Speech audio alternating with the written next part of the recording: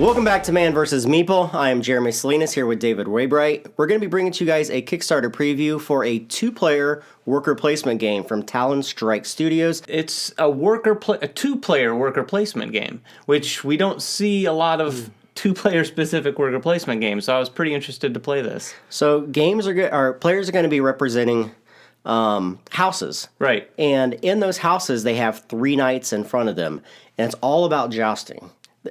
Each round, players are going to specify each of their knights to joust in particular order in the game. At the start of the game, each player is going to pick one of a variety of different knights Exactly. to use. There's a big stack of knights you can choose from, and each player chooses 3. And there's different categories of knights, too. I think there's 5 total categories. And each of these knights have inherent abilities or favors that are built into the particular character. Each knight can also be promoted through the course of the game. That means they flip over and they get new abilities. They also have more spaces to hold dice. Right. The whole game is driven by dice combat. Each of the dice, depending on which dice you use, becomes stronger. You have white dice, which are the weakest dice and only hit on 6s. And on the other end of the spectrum, you have red dice, which are your strongest dice, which hit on a 4, 5, or 6, and have double hits on 6. Right. The damage calculation isn't terribly complicated in this. No. Each die is going to potentially do 1, maybe 2 damage, but they just have cutoffs. Like you said, the white die is a 6, so it's not necessarily the weakest, but it's definitely the hardest one to hit with. And you're going to be creating your knight through the course of the game by adding bravery to them. Each of your knights is going to bring honor, basically, into your house. And by doing so, you're going to customize your particular knight with those different colored dice. The cool thing about this is that the game is played until you basically make the other house lose all of their morale. Exactly. Right? So you're jousting and hitting them. Each hit that you do to the opponent makes them lose 1 morale for their house. Yeah, it's interesting because you'd think that each knight might carry with them their own hit points or morale, if you will, but it's all one house. So any hit you take with all 3 of your knights is going to reduce that morale. Yeah. And the way that you build up your character creates morale for each of those particular knights, which get added to your house. For instance, your white dice hit on they're the worst hitting dice, right, basically in the game, but they create the most morale for your house. On the opposite end of the spectrum, your red dice are your best dice, but they create the least amount of morale for your house.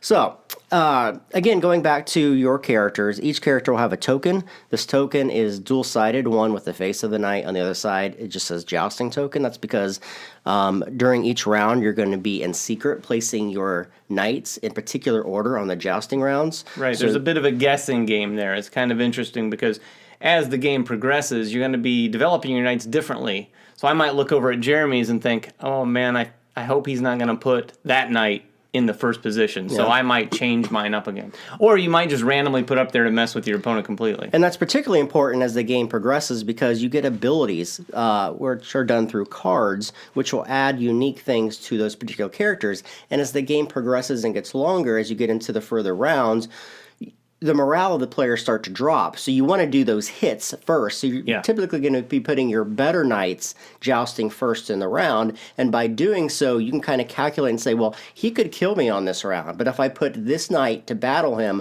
and use this ability, I can negate all of his red dice or all of his green dice. Exactly. And also, a lot of the ability cards will offer some defensive abilities as well, among other things in the game. So you might put a defensive knight up against, the tough knight. If you're thinking you're going to go first, sacrifice maybe a couple morale, maybe 1 morale, but hopefully you defend a lot of the hits, and then really go after, try to play that game. It's a bit of a guessing game in terms of the knights, and then the ability cards add a lot of flavor there because they're played face down and only revealed when it's time for that player to joust. And each knight will also come into the joust with 2 particular abilities that are enhanced, so to speak. They're better than your typical abilities that players will be drawing from. Each of them hold 2. You're going to shuffle those also at the beginning of the game and create a stack of abilities that you could also possibly draw from. Yeah, a lot of those are a little juicier, but they all often also get discarded out of the game once they're used, so you can't recycle those things. Also on the board, besides your house and your knights, you have an advancement track, which you'll be using through the course of the game to advance possible knights. You have a morale track at the bottom, which will record your hit points for your house, and a reputation track.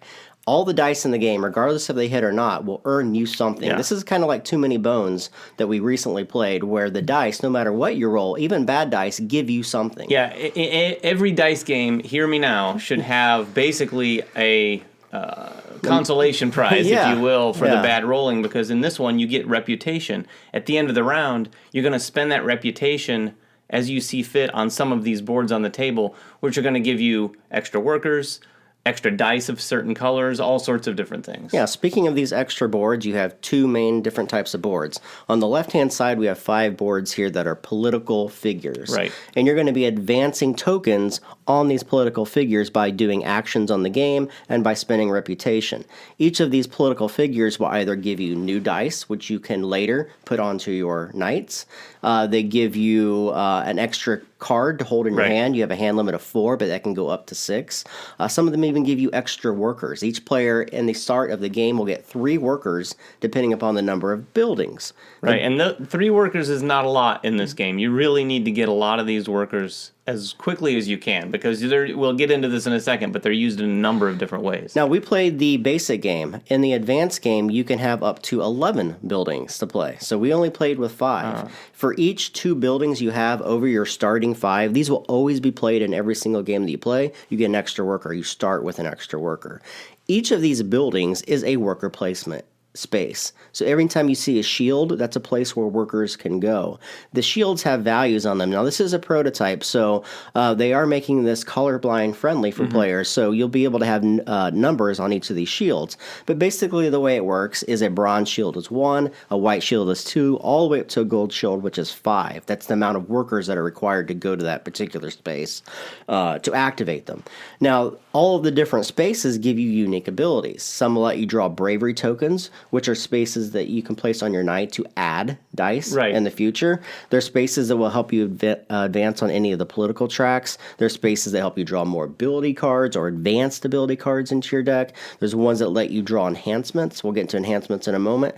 And there's ones that actually let you take the bravery tokens and place them onto the knight. So there's this 2-step process for upgrading a knight. That's part of the interesting thing here, because in a lot of these games, you're just acquiring dice, you put them straight on your knight.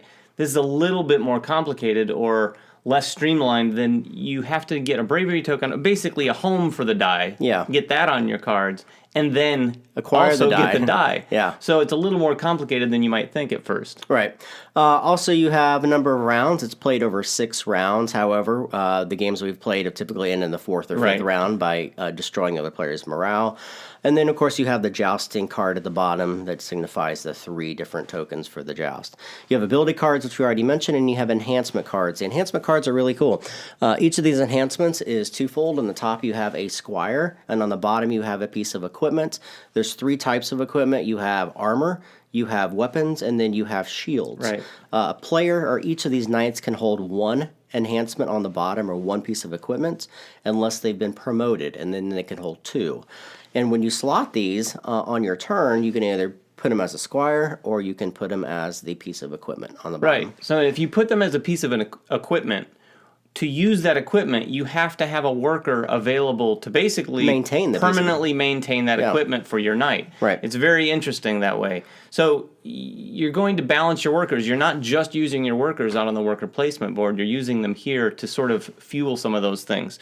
So if it's equipment, the worker's there permanently as long as you want to use that equipment. And then on the top side, you'll get usually an extra die and then an ability. Yeah. And that ability is effectively another worker placement spot during the joust that allows you to go there oftentimes to re-roll a die of a certain color or maybe a couple different colors. Right. So here's how the game works. There are 6 different phases. The very first phase, you're going to simply advance the round marker. When you advance the round marker, it's double-sided, meaning that the next player will go first for that entire round. There's a draw phase. Every single round that you play, you're going to draw 4 ability cards and 1 enhancement card. However, that's negated if you have advanced ability cards in your hand that you've drawn from a previous round, which will take away from that number. And of course, that number can be increased, as we said previously, by doing political tracks and increasing your hand limit. And then it's the worker phase, and players are going to be placing their workers in turn order back and forth until players pass. Yeah, and this is basically the time when if you have bravery tokens on your board and you want to get them onto your knights, you're going to go there. If you need more bravery tokens, you're going to go there. There's really no way to get dice very easily in this respect. The dice are all on Tied this to the side of the political board tracks, generally. So once you get used to what your options are in this game, you kind of get the flow of like, okay, I've got some die. You know, there's times where you have die, but you don't have any place to put them. You also have plenty of times where there's places to put die, but you don't yet have the die. This is definitely one of those games where everything is intermingled and interconnected with one another. You have to do something in order to do something else. So you're planning a couple of turns in advance to be able to get the bravery, and then to get the bravery placed on your character, and then to get the dice for that character. So you're doing a lot of different things at once in order to get those actions to take place. Yeah, and in addition to that, there's a big portion of the game that's all about options and increasing your options. Yeah. So these ability cards, the enhancement cards, there are plenty of places in the worker placement area on the board where you can get more of those. And you can really load up on those. You can spend like 4 or 5 workers and take a bunch of advancement cards. And again, these just give you more options so that you can get the very best sort of sneak attacks and special abilities out there when the jousting happens. Yeah, and also we forgot to mention, but each of these worker spots is also double-sided. So you can mix and match them as you so wish. There's going to be a lot of different things you can do. Yeah. Once players are done with the worker phase, we go into the planning phase. The planning phase, a couple different things happen. It's done simultaneously. You get to play one enhancement card. So if you've drawn more enhancements through the course of the game, you can only play one of them during this round. And again, you're going to take that enhancement and either make it a squire for one of your characters or a piece of equipment for one of your characters. In order to make it a piece of equipment, you have to have a worker available. Right. And we had already mentioned that to maintain the piece of equipment, but it has to be there permanently. And that's played face up too. Yeah. Unlike the ability cards, which are also during this phase placed face down. And you might have anywhere from 4 to 6 maybe even more ability cards. So you're going to play the ones you want to play. Only one per character, too. One per character. And any of the ones that are part of your personal supply of ability cards, you're going to keep those. But any other ones that are from the general supply get discarded immediately. Yeah. So you're kind of rinsing and repeating every round. You don't get to keep a lot of your enhancement and ability cards from the main area on the board. Yep. And then you're going to place any of your dice from your dice pool onto your knights that can use them, that have the bravery in order to use them. And you're going to set the joust order. You're going to take each of your tokens and place them onto the jousts down here in whichever order that you want them to joust in. The other thing that you do, and the last thing you do here, is that you'll notice on each of the different knights, they have favors off to the left-hand side. These are abilities that they can use for that round. You're going to take one of your cubes and place it over one of these different favors. These favors allow you to do things like get an automatic hit, to deflect something, to reroll all your dice for that knight. There's a variety of different ones, and as you upgrade or promote your knights, those enhancements that you have will be increased on the other side, which is really cool. So once that is done, you go into the actual joust. You're both going to reveal the knights that you have placed, and both players are going to collect their die and roll once. This is a great thing. There's no like back and forth mitigation changing. You just roll your dice. Not a lot of re-rolling either. Yeah, and whatever happens, happens. Now, there is one thing in the game called Aftershock, which is kind of like an explosion in most games.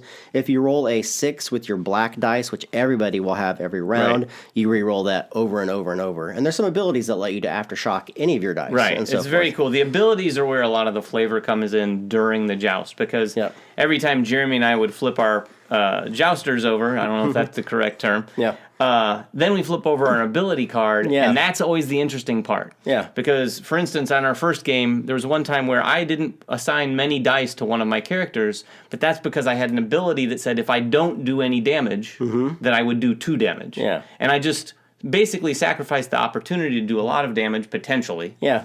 To take the guaranteed 2. That's right. So once you roll the dice, any hits that you roll on your dice are done, do damage to the morale of the other player. On the right-hand side, you have the King's Favor. And depending upon how many bravery spots that you have, and the bravery spots are these tokens here that have the decorative edges around them. However many tokens you have, you're comparing it to this number over here. You count the actual pips of all the dice that you rolled. If you exceed that number, you get a favor, and that means that you get to go to your advancement track on your knights and advance it. There's 3 different tracks. At the end of each track, you get promotions in some sort of different way, getting new dice, allowing you to put bravery tokens, and it also allows you to flip over one of those characters. Yeah, the game really gives you a lot of options to keep the promotions going. Yeah. There's that. You're almost always going to miss to some degree Yeah. on your rolls. So you're going to get some crowns, generally speaking, at the end of a joust. Some of the favors that some of the knights have even are just get a Flat out crown. promotion, Like yeah. I can take a crown instead of, say, blocking 1 damage that might come in. Yeah. Once the joust is done in all 3 phases, you go to the last phase, which is you're going to look at each knight that hits. For every knight that did damage to the opponent, you're going to draw that many tokens out of the bag. Those are additional bravery tokens, however, you're only going to keep 1. So the more knights that hit, the more options that you get to pick from. Again, the options is a theme here. It's not about like taking a ton of things and keeping them. It's about taking a ton of things and choosing from them. Yeah. Any of your knight promotions that got to the last section of your knight promotion track, you get to pick one of your knights to promote them, and then you spend your reputation in any amount that you so wish. Every point of reputation can be spent on any points of these tracks in any way that you so wish. Yeah. So you can take if you have 8 promotion, I can move, if I have nothing on this, I can move all the way up to 8 and get any of the bonuses that are allowed along the way. Which is nice, too. I mean, there's a lot of options out here, and each political track has kind of its own flavor and what it's going to get you. But you can move up them pretty quickly to get new workers. Guys, that is just the base of what we've seen so far. There are imbuements, there are power dice, there's purple dice, there's yellow dice. There's a whole bunch of different things that he's wanting to add with stretch goals that add more variety to the game and allow more tactical options for players. This is a very deep game for a 2-player box that's this big. Exactly. Right? It's a lot of game in this little box for sure. And the guy is really creative too. He made this thing for us, which is awesome. Yeah. I mean, this is the kind of stuff that he does on the side. He gave us these cool little cups, too, to roll our dice in. Yeah, these are dice rolling cups. These probably won't come with the game. I also want to talk about the graphic design. I love this choice in graphic design. Yeah. I love the color palette. I know it's pretty yellow throughout, but I like the choice that it looks like old parchment. It's really thematic in the way that it presents artwork is itself. done really, really well. These characters look beautiful. The locations that they have on these tiles over here are excellently drawn. It's a really good looking game. He had also mentioned to us that the entire game, with everything you see here, plus stretch goals, is going to be about $23. I know, that's kind of crazy. And I think he's going to be selling, if you notice on our cards here, this is a prototype again. All the squires don't have art. I think he's going to be selling those spaces for you guys that want to be in a game. That's pretty cool. For like $50 for the entire game, plus the option to be in there as art. I mean, that's really neat. So, guys, that is King's Champion from Talon Strikes games. Talon Strike Studios. Make sure you guys check it out on Kickstarter. If you have questions, please leave comments for us, and we'll answer them to the best of our ability. Subscribe to us, of course. Follow us on Twitter, like us on Facebook, and everything else that we do here at Man vs. Meeple, and we will catch you guys next time. Bye-bye.